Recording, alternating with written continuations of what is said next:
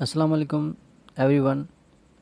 सो आज का हमारा टॉपिक है spelling difference between Britain and American English. हम आज इसमें पढ़ेंगे अमेरिकन और ब्रिटिश इंग्लिश की स्पेलिंग में क्या फ़र्क है। तो दोस्तों, अक्सर आप देखते होंगे तो कभी किसी स्पेलिंग में आखिर में ISE आती है या लास्ट में IZE आती है। सो नीचे मैंने वर्ड दिया है रिकॉग्नाइज, RECOGNISE।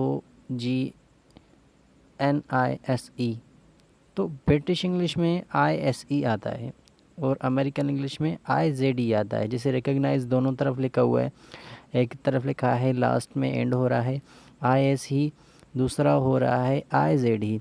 तो आपको समझ में आ गया होगा कि अमेरिकन इंग्लिश में IZE लिखते हैं और ब्रिटिश इंग्लिश में ISE लिखते हैं स्पेलिंग के लास्ट में। ब्रिटिश के इंग्लिश के लिए लिखा है और MA अमेरिकन इंग्लिश के लिए लिखा है। तो दोस्तों, बहुत सारे ऐसे वर्ड होते हैं जिसके स्पेलिंग में कहीं पे RE लिखा होता है, कहीं पे ER लिखा होता है। तो दोस्तों, जिसमें R ही लिखा होता है, RE, वो ब्रिटिश इंग्लिश की स्पेलिंग होती है और जिसके लास्ट में ER लिखी होती है वो अमेरिकन इंग्लिश की स्पेलिंग होती है। जैसे नीचे मैंने आपको एग्जांपल दिया है सेंटर, CENTRE सेंटर। ये वर्ड ब्रिटिश इंग्लिश की स्पेलिंग से ताल्लुक़ रखता है और CENTER ये अमेरिकन इंग्लिश की स्पेलिंग से ताल्लुक़ रखता है। देखे होंगे जिसके लास्ट में कहीं पे OUR होता है और कहीं पे OR होता है। तो दोस्तों, OUR ब्रिटिश इंग्लिश की स्पेलिंग में यूज़ होता है और OR अमेरिकन इंग्लिश में यूज़ होता है। मैंने आपको नीचे एग्जांपल दिए हैं, COLOUR कलर और COLOR कलर। आपको पता चल गया होगा जिसके लास्ट में OUR आता है वो ब्रिटिश लैंग्वेज से ताल्लुक़ रखता है और जिसके लास्ट में OR आता है वो अमेरिकन इंग्लिश से ताल्लुक़ रखता है।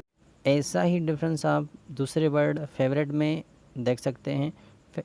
एक फेवरेट होता है OUR जो एंड होता है और दूसरा एंड होता है OR से। जो OUR से ख़त्म होता है वो ब्रिटिश का वर्ड होता है और जो OR से ख़त्म होता है वो अमेरिकन इंग्लिश का वर्ड होता है। नीचे एग्जांपल दिया है, number first, can you recognise this colour.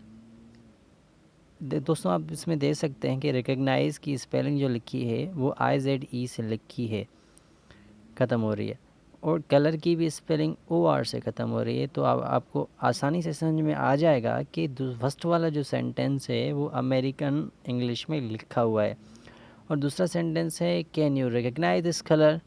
आप इसमें देख सकते हैं कि रिकॉग्नाइज की स्पेलिंग जो एंड हो रही है वो ISE से हो रही है। जो ISE से एंड हो रही है इसका मतलब ये है कि ब्रिटिश इंग्लिश से ताल्लुक़ रखता है और कलर की भी स्पेलिंग OUR से ख़त्म हो रही है। तो मतलब ये भी वर्ड है वो ब्रिटिश इंग्लिश से ताल्लुक़ रखता है। तो हमें मालूम होगा कि ये सेंटेंस जो है ब्रिटिश इंग्लिश में लिखा हुआ है। फ्रेंड्स, प्लीज़ मेरे चैनल को लाइक और सब्सक्राइब करें ताकि आने वाली अपडेट्स आप तक आसानी से पहुंच सके।